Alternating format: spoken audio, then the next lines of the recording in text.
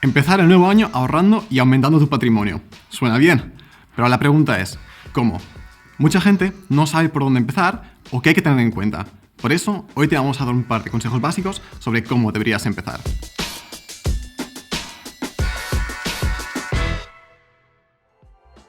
En primer lugar, debes mantener orden y transparencia en tus finanzas. Esto es especialmente importante, sobre todo al principio. ¿Por qué es tan importante? Pues solo si tienes una visión clara sobre tus finanzas, sabrás si a final de mes te queda dinero para ahorrar o si estás gastando más de lo que ganas. ¿Cómo hacer esto?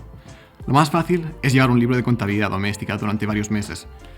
Puedes hacerlo en una lista de papel, de forma rudimentaria, o en una aplicación específicamente diseñada para ello.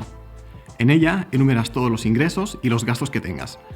Hacer un presupuesto de este tipo te muestra además inmediatamente cuánto te queda para ahorrar o si tienes que reducir primero tus gastos antes de ahorrar e invertir.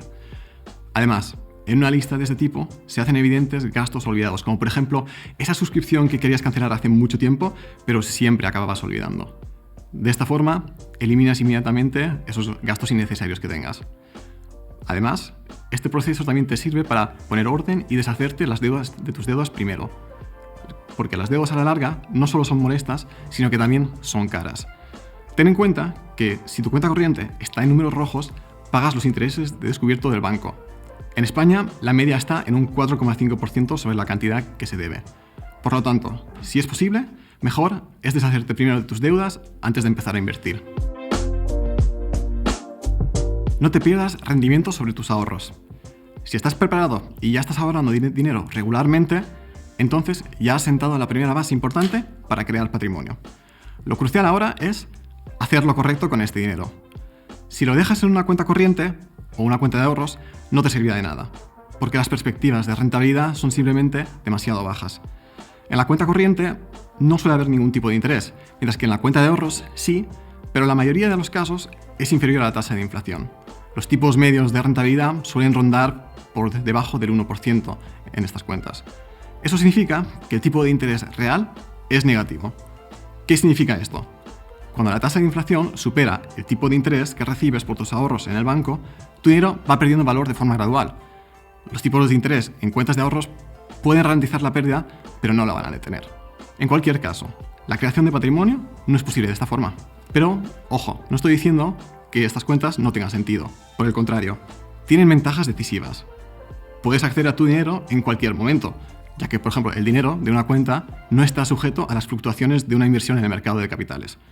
Por eso, todos tus ahorros de emergencia, para gastos imprevistos, también deben estar incluidos en esa cuenta. Por ejemplo, por si se estropea el lavavajillas o que hay que reparar el coche. En cualquier caso, esta reserva líquida de emergencia debería cubrir necesidades durante varios meses.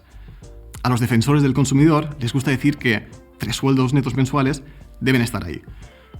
Hay que invertir todo lo que va más allá, lo que realmente quieres utilizar para la creación de patrimonio, con la perspectiva, obviamente, de obtener una mayor rentabilidad. El mercado de capitales es un buen lugar para ello. Os voy a dar un ejemplo. Todos conocemos el IBEX, el índice bursátil español. Este índice sigue la evolución de las mayores empresas españolas que cotizan en bolsa. En los primeros 25 años, entre 1992 y 2017, con una inversión en el IBEX has tenido una rentabilidad media de aproximadamente el 7%, que por cierto que es más que cualquier cuenta de ahorros. Sin embargo, estos rendimientos en el mercado de valores no están disponibles de forma fiable como pago de intereses anuales, sino que a veces pueden ser más altos, pero también pueden ser más bajos. Tienes que poder soportar las fluctuaciones del mercado. Reduce y diversifica el riesgo. Esta es una de las reglas básicas cuando uno empieza a invertir. La diversificación es muy importante. ¿Qué significa esto? Esto significa que no debes invertir todos tus ahorros en una sola acción, sino que deberías repartir el riesgo. En general, es posible invertir de forma diversificada con los ETFs. Los ETFs son fondos cotizados con los que se invierte en amplios índices bursátiles.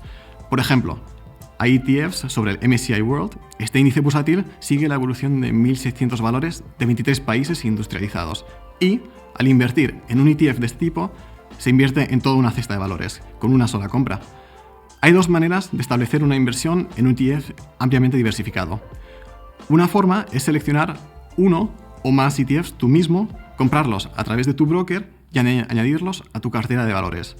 Si piensas que esto es demasiado esfuerzo para ti, también puedes delegar esta tarea a un gestor de activos.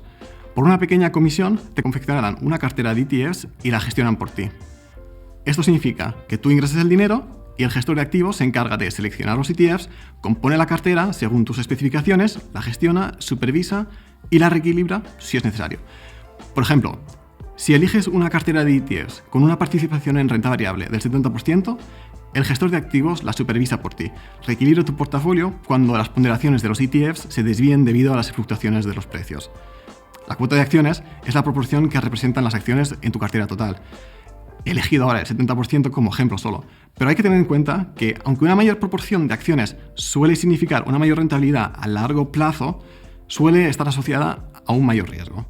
Los ETFs pueden utilizarse para inversiones ampliamente diversificadas, tanto si construyes tu propia cartera como si decides confiar en un gestor de activos. Ojo, no hay que malinterpretar esto como una objeción general contra las acciones individuales. Puedes incluir acciones individuales en tu cartera, pero si inviertes exclusivamente en uno o pocos valores, tu riesgo se concentra ahí. Un consejo básico: piensa a largo plazo. La creación de patrimonio no es algo que ocurra de la noche a la mañana. Por un lado, tienes que contar con las fluctuaciones de los mercados. Esto puede ilustrarse bien con el ejemplo del MSCI World. Las inversiones en ETF sobre este índice han generado una rentabilidad media anual de alrededor del 9%, desde 1975 hasta 2019. Cualquiera que haya invertido en el MSCI World durante cualquiera de los 15 años de las últimas décadas no ha hecho pérdidas, independientemente del momento de entrada. Sin embargo, según el momento en que uno compra y vende, los rendimientos varían mucho. Con una inversión de 15 años en el MSCI World se obtuvo de media un rendimiento anual del 7,9%. En el mejor caso fue incluso de un 14%. En el peor, solo de un 1,3%. Las diferencias aumentan cuanto más corto es el periodo de inversión. Por ello, si inviertes durante un periodo más largo, el riesgo de estos valores atípicos es menor. El segundo argumento para la creación de patrimonio a largo plazo es el efecto del interés compuesto. Este efecto hace que tu dinero invertido crezca exponencialmente. Sé que imaginar el crecimiento exponencial cuesta. Por eso tendemos a subestimar el efecto que tiene el interés compuesto sobre nuestras inversiones. Pero si inviertes a largo plazo, se convierte en una gran ventaja para ti y para tus ahorros. Y te preguntas, ¿cómo funciona el interés compuesto? Pues bien, si reinviertes tus ganancias año tras año, obtienes interés sobre los rendimientos e inversiones de años pasados. Esto significa que cuanto más tiempo se invierta, más se notará este efecto. Y esa es otra razón por la que deberías empezar con la creación de patrimonio lo antes posible. Invierte regularmente. Al igual que la creación de patrimonio no es un proyecto a corto plazo, tampoco es algo puntual. Lo mejor es anclar el ahorro y la inversión firmemente en tu vida y crear un hábito. Si has puesto orden en tus finanzas y con suerte te queda dinero para invertir de forma regular, entonces deberías invertirlo. Es muy fácil de hacer con un plan de inversión. Con un plan de inversión ya inviertes automáticamente una determinada cantidad cada mes. Una vez que lo hayas establecido, ya no tendrás que pensar en ello. El importe fijado se retira automáticamente de tu cuenta y se invierte por ti. Con el broker de Scalable Capital, por ejemplo, puedes contratar planes de inversión en ETFs desde €1 al mes. Eso significa que tampoco necesitas una enorme suma mensual para contribuir regularmente a la acumulación de patrimonio. La cuota de un plan de inversión puede ajustarse además a cualquier situación en la que estés. Si, por ejemplo, te queda más dinero a final de mes, ya sea por un aumento de sueldo, puedes incrementar tu cuota. Si ves que no te queda suficiente, la bajas. Y si no te queda nada, puedes suspender el plan de ahorro. Otra ventaja de pagar regularmente en pequeñas cantidades con un plan de inversión es que no tienes que preocuparte por el momento adecuado para entrar. No tienes que preocuparte de si los precios están altos, bajos.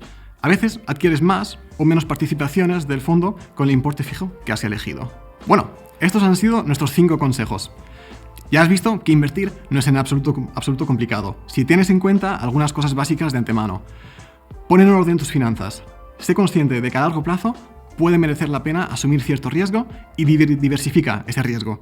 Considera la creación de patrimonio como un proyecto a largo plazo e invierte regularmente. Eso ha sido todo por mi parte. Os deseo mucho éxito y hasta la próxima.